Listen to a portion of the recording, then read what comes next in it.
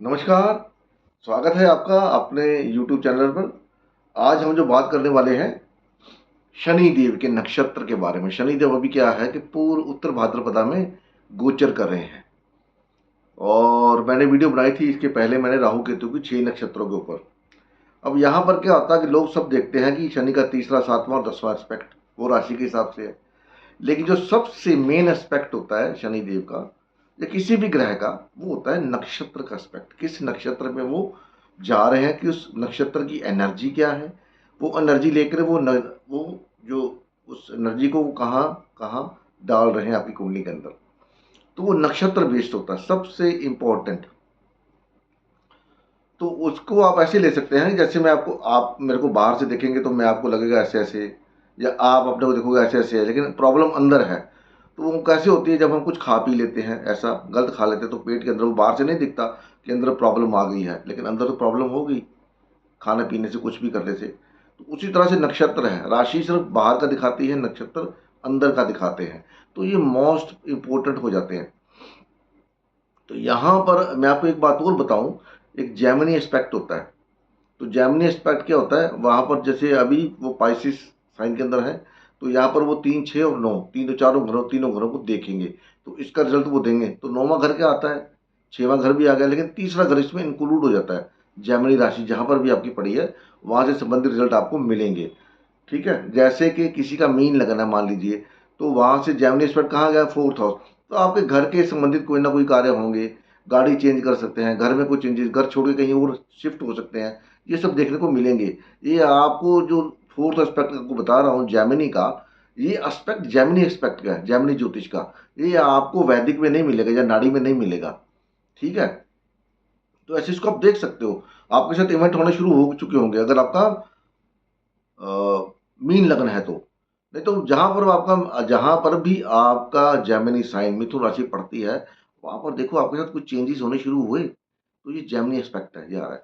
लेकिन हम जो बात करने वाले हैं वो नक्षत्र के ऊपर, कि किस नाम के लोग आपकी लाइफ में प्रॉब्लम क्रिएट कर सकते हैं, वो भी बताने का प्रयास अभी इसमें आपको करूंगा मैं, इस वीडियो में अंदर। तो वीडियो में आगे जाने से पहले क्या है कि वही हमारा फॉर्मेट, वीडियो को लाइक करना जरूरी होता है, शेयर करना जरूरी होता है। चैनल पर फर्स्ट टाइम है तो इसको आप सब्सक्राइब कर दीजिए, ऑल का बटन दबा दीजिए, साथ में बेल का बटन दबा दीजिए, ताकि आपको मेरे नोटिफिकेशन मिलते रहें। एक छोटा सा फॉर्मेट होता है, इसमें कुछ ज़्यादा समय नहीं लगता, फटाफट आप करके इसको नवेड़ दीजिए, क्योंकि बाद में आप भूल जाएंगे और ये वीडियो फिर कहीं गुम हो सकती है।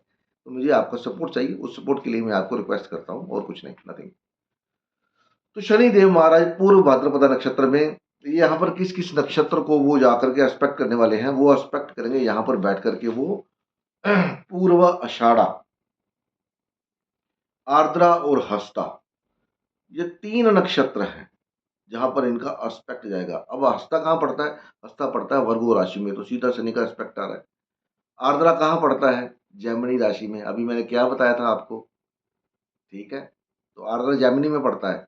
तो उसके बाद आ गया अपना पूर्वाषाढ़ा। पूर्वाषाढ़ा कहाँ पड़ता है, नहीं सॉरी, हाँ पूर्वाषाढ़ा, उत्तराषाढ़ा था, उत्तराषाढ़ा सॉरी, पूर्वाषाढ़ा उत्तराषाढ़ा। उत्तराषाढ़ा कहाँ पड़ता है, उत्तराषाढ़ा धनु राशि में पड़ता है। एक स्टेप एक पता उसका, धनु राशि में, तो धनु पे उसका एस्पेक्ट आ रहा है। लेकिन जैसे जैसे ये अगले पदा में जाएंगे, तो इनका एस्पेक्ट 10वें घर पे चला जाएगा, क्योंकि उत्तराषाढ़ा वहां पर 3 पदा उसके कहाँ पड़ते हैं, मकर राशि के अंदर। आपके कर्मों में चेंजेस होंगे जब वो चेंज करके वहां जाएंगे। अभी तो दूसरे पदा में ही है, अभी तो पहले पदा में ही है खोली, हाँ अभी पहले पदा में ही है, 6 डिग्री समथिंग है। और सबसे बड़ी बात है, इसी नक्षत्र के अंदर शनिदेव कम से कम 1 साल तक रहेंगे, क्योंकि यहाँ के आगे जाके इन्होंने यहीं पर वक्री भी होना है इसी नक्षत्र के अंदर। जब वक्री होता ग्रह, तो उसका इम्पैक्ट और बढ़ जाता है, और बढ़ जाता है, क्योंकि वो धरती के पास आ जाता है। तो कोई चीज अगर आपके पास आ गई, तो उसका इम्पैक्ट इन्फ्लुएंस आपके ऊपर ज्यादा पड़ेगा, डिपेंडिंग ऑन इंसान कैसा है, अच्छा है या बुरा। तो होगा क्या, इससे होगा ये कि इन नक्षत्रों के अंदर ऑलरेडी आपका कोई ग्रह बैठा हुआ है, तो उस ग्रह से संबंधित अभी आपको रिजल्ट मिलेंगे, क्योंकि ये जो दृष्टि है शनि की, सबको पता है कि शनि कौन है, दुख का कारक है शनि।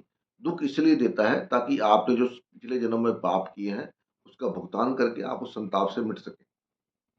वो कर्म आपके नल्लीफाई हो सके। तभी आप जीवन में आगे बढ़ सकते हैं। क्योंकि अगर हमने अच्छे कर्म किए हैं तो बुरे कर्म अच्छे अच्छे कर्मों का भुगतान बृहस्पति करता है, बुरे कर्मों का भुगतान शनि करता है।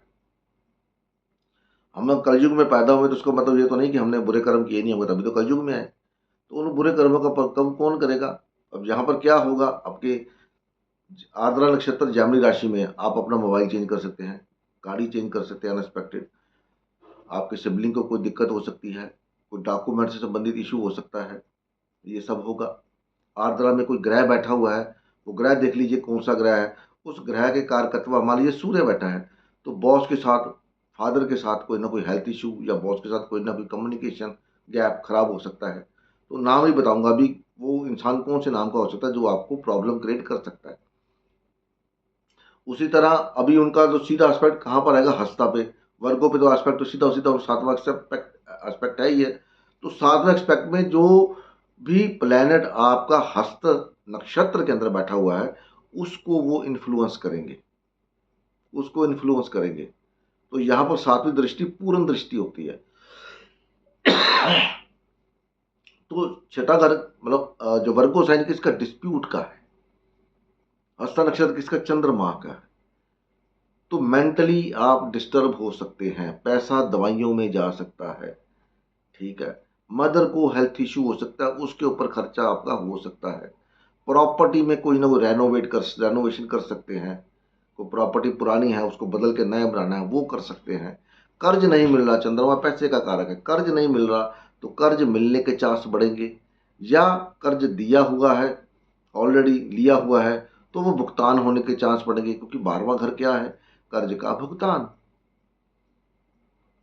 तो लोन उतरने के चांस बन जाएंगे। यहाँ पर कोई पैसा कहीं फंसा हुआ है तो वो पैसा आने के चांस बन जाएंगे। वहां पर यहाँ पर खर्चा और कहाँ हो सकता है, कहीं घूमने फिरने जा सकते हो, ये सब यहाँ पर। उसके बाद आता है उत्तराषाढ़ा।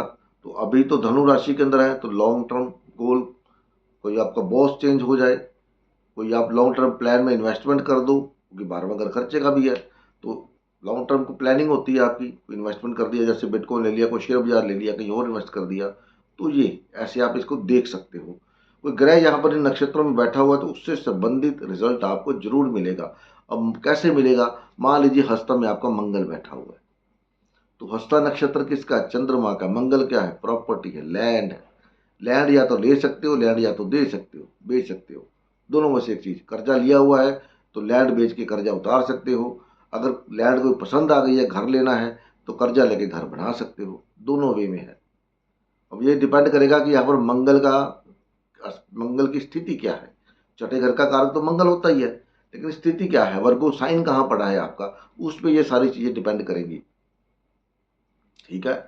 तो मान लीजिए अभी यहाँ पर सन पड़ा हुआ है आपका हस्ता में, तो सन क्या है, गवर्नमेंट से कोई ना कोई जुर्माना हो सकता है आपको, फादर को हेल्थ इशू हो सकता है, आपका पेट खराब हो सकता है, पेट के ऊपर दवाइयाँ खर्च करनी पड़ सकती हैं, कहीं घूमने फिरने जा रहे हैं तो रास्ते में चालान पड़ सकता है, कोई गवर्नमेंट का कोई इशू हो सकता है, कोई ऐसे काम करते हैं।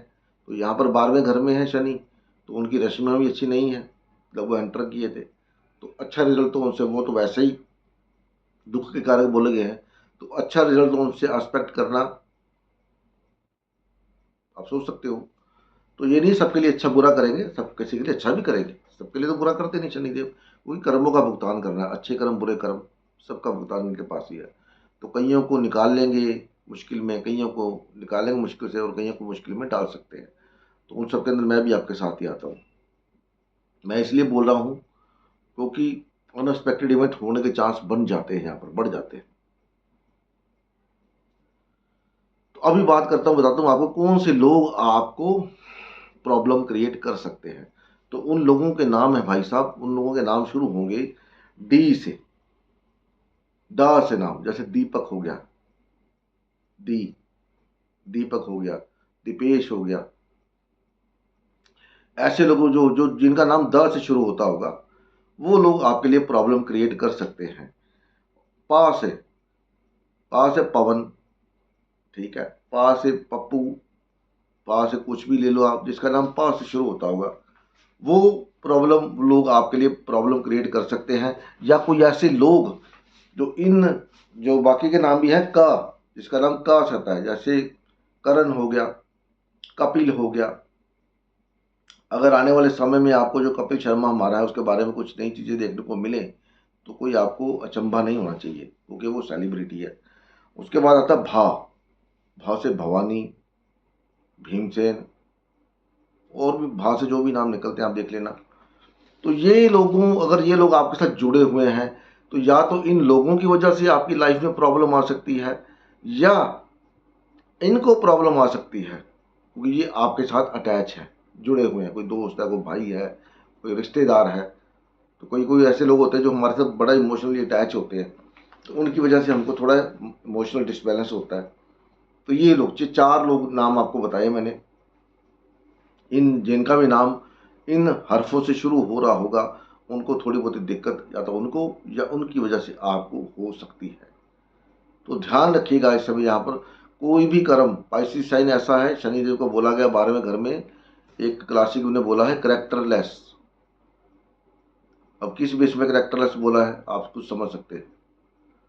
या तो बिजनेस में हेरा फेरी करेगा, या बीवी को धोखा देगा, बोलेगा मैं बाहर जा रहा हूँ अपना बिजनेस टूर पे, और बाहर जाकर रंगरलियाँ मनाएगा। या कोई ना कोई धार्मिक स्थान पर जाकर वहां पर कोई गलत कार्य कर सकता है। ठीक है, क्योंकि अभी इसका एस्पेक्ट आर्द्रा पे है, और अभी आने वाले समय में बृहस्पति आर्द्रा में आएगा। और मैंने आपको बताया था कि अभी देखो बड़े बड़े लोग, बृहस्पति मैंने आपको बोला कोई ना कोई हमारे जैसे जो बाबे छाबे जितने भी हैं, कोई गुरु पंडित जैसे लोग दिखाई देंगे आने वाले समय में क्या कुछ होगा। लेकिन बड़े लोगों में कौन आता है? जो लीडर भी होते हैं। बृहस्पति लीडरशिप का भी कारक है।